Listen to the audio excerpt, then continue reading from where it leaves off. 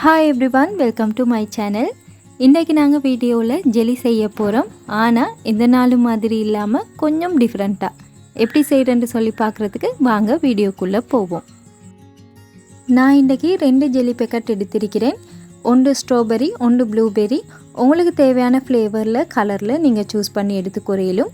அதே மாதிரி jelly packet பின்னுக்கு பாருங்கள், அந்த பாக்ஸில் எழுதியிருப்பாங்க ஜெலி எப்படி செய்கிறேன்னு சொல்லி. அந்த முறையில் நீங்கள் ஜெலியை செட் பண்ணி எடுத்துக்கோங்க.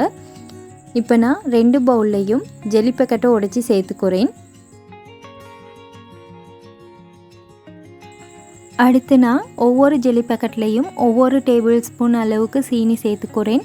ஜெலி பேக்கெட்டில் ஏற்கனவே சீனி இருக்கும், நீங்கள் விரும்பினா மட்டும் சேர்த்துக்கோங்க, இல்லாட்டி ஸ்கிப் பண்ணிடுங்க. நான் எடுத்திருந்த ஜெலி பேக்கெட்டில் 500 ml சூடான தண்ணியில் மிக்ஸ் பண்ண சொல்லியிருந்தாங்க. அதனால் ஒவ்வொன்றுக்கும் 500 ml, அதாவது 2 கப் அளவுக்கு சுடு தண்ணி சேர்த்து நான் ஜெலியை நல்லா மிக்ஸ் பண்ணி எடுக்க போகிறேன்.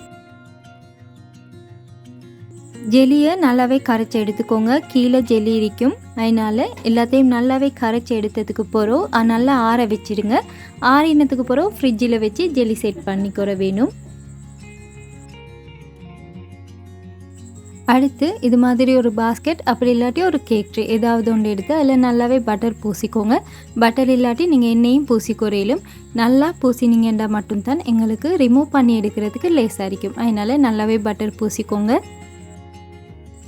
கிட்டத்தட்ட 1 ஹவரில் நாங்கள் செஞ்சு வச்ச ஜெலி செட் ஆகிருக்குது. இப்போ இந்த வீடியோவில் காட்டுற மாதிரி ஒரு கரண்டியால் இது மாதிரி செஞ்சுக்கோங்க. அடுத்து ஒரு பெரிய மிக்ஸி ஜார் எடுத்து அதில் நாங்கள் செஞ்சு வச்சிருக்கிற ஜெலியெல்லாம் போட்டுக்கோங்க. போட்டுட்டு இப்போ இதை நாங்கள் நல்லாவே லிக்விடாக அரைச்சி எடுத்துக்கிற வேணும். வாங்க அரைச்சி கொண்டு வந்துடுவோம்.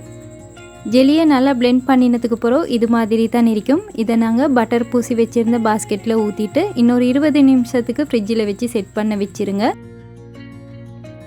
அதே மாதிரி தான் அடுத்த ஜெல்லியும் நல்லாவே செட் ஆகிருக்குது. முதல்ல செஞ்ச மாதிரியே இதை இன்னொரு மிக்ஸி ஜாரில் மாற்றிட்டு இதையும் நல்லாவே அரைச்சி எடுத்து கொண்டு வந்துடுவோம். அரைச்செடுத்த இந்த ஜெல்லியையும் மேலால் ஒரு லேயராக ஊற்றிக்கோங்க.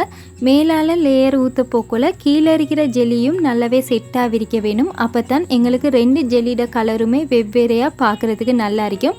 இப்போ இதையும் ஒரு 20 நிமிஷத்துக்கு ஃப்ரிட்ஜில் வச்சு செட் பண்ணி எடுத்துக்கோங்க. இப்போ பாருங்கள், எங்களோட ஜெல்லி டெசர்ட் நல்லாவே செட் ஆகிருக்குது.